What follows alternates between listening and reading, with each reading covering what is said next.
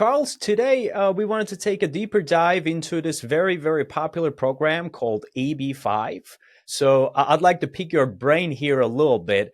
Could you first of all elaborate a little bit about how the EB-5 program came about? What is it that USCIS wants to see, and how does US benefit from it?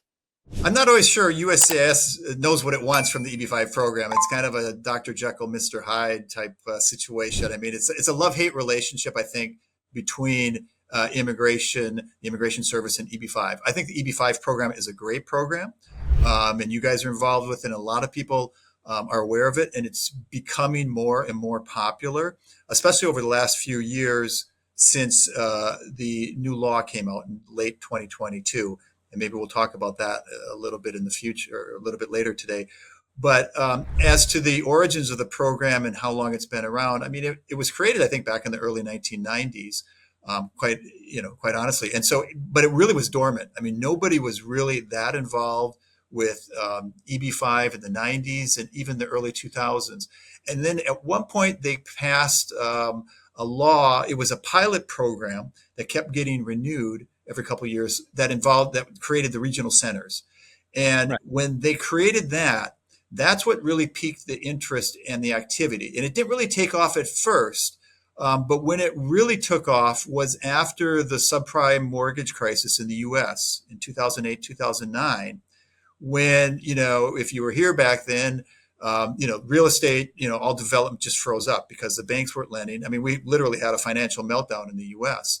And so you had all these developers and other parties that couldn't get financing from typical lending sources from banks and stuff like that because everybody was just kind of recovering from the crisis.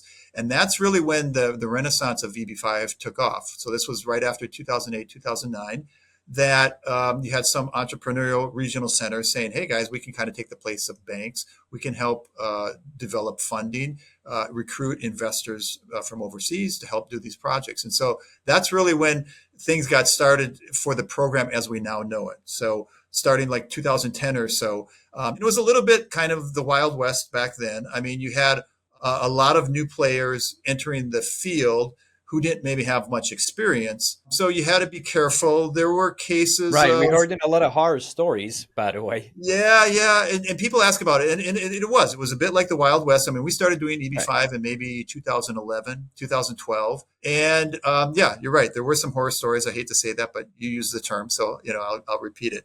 But it's changed a lot, Aladdin, since then. The industry has gotten much more sophisticated, I would say, and more consolidated. So there's fewer regional centers running around right now working with developers than there were, say, maybe 10 years ago. And even though I'm a big proponent of competition, and generally competition helps further progress, in the case of EB-5, I think it's been beneficial because it's gotten rid of a lot of those players who weren't serious, who probably shouldn't have been involved in this anyway. And they just Right. fell by the wayside. And the people in the regional centers and other players that are remaining are experienced. They've been around a long time. They've kind of weathered the ups and downs, and they have a very good reputation that they value in terms of going forward. I mean, yeah, I definitely agree with you. I mean, we heard some of those stories, and I joined one of the major EB-5 events that took place here in Miami. Uh-huh. It was, I think, a couple of weeks ago, and everybody was talking about the regulations and how the EB-5 program really has gotten a facelift, and how the future looks bright for the program, both for brokers and for regional centers, and also for attorneys in the program.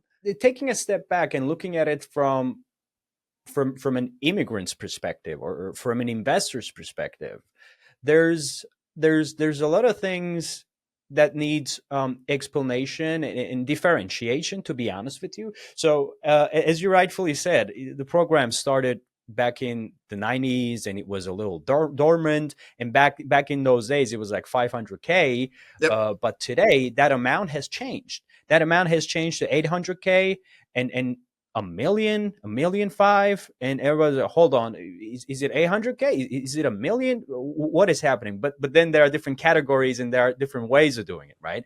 Correct. So take me as somebody who doesn't know anything about it, and I'm hearing certain different figures $1 million, 800K. I just want to invest money in the US and get green card for me and for my family. How much am I looking at considering that it's going to be a passive investment? Yeah, there's a lot of information floating out there, and there are a lot of misnomers about what the program entails. You're correct. The minimum investment amount now is 800,000. It was at 500 for a long time. It briefly went up to 900, came back to 500 for a little while, and we had a couple investors that were able to jump on that wave when it came back to 5, and then it went up back to 8. So it's currently at 800,000. That's the minimum amount. The other amount you're talking about is 1,050,000. The difference is, and sometimes there's a misnomer. Some people think that if you're investing in a regional center, it's 800,000, and if you're investing in a direct business, your own business, it's 1,050,000. That's not the case. It doesn't matter whether a regional center is involved in the project or not. That does not affect the amount you have to invest. What does affect what amount you have to invest is where the project is located. So the default amount is theoretically 1,050,000. So that's kind of the standard. But if you invest in one of two areas, then you qualify for the lower amount, which is 800,000. And those two areas are if A, the project is located in a rural area, and they define rural as meaning it's in a census tract that has less than 25,000 people. And the other option is if it's in a high unemployment area. And in that case, if the project's in a high unemployment area, you also qualify if you invest only 800,000. Now, people say, "Oh, well, I'm investing in, the projects in, I don't know, Orlando, Detroit, something like that." Or especially sometimes they'll make comments like if it's a maybe depressed city, they might say Detroit or I don't know, Chicago or something. People have to understand it's not based on the city; it's literally based on the census tract, which is oftentimes smaller than a zip code. So you very often have cases where your project might be on this side of the street. You just cross the street, it's in a different zone. And it might be, high unemployment there or low unemployment. So you literally have to look at the specific address to determine whether it's, in a high unemployment zone or a rural area. So that's the main consideration. I think in reality, Right. Alain, most investors, that we work with, they prefer the 800,000. So there's very few projects out there that are offering 1,050,000 because it's just not very palatable or interesting for investors out there. I think most cases where you might see somebody investing maybe 1,050,000 is if it is a direct investment. It's their own business, and that business just happens to be located, in an area where you have to invest 1,000,000, and they're planning maybe to invest that much anyway. So it's maybe not that big of a deal for them in that. Sure.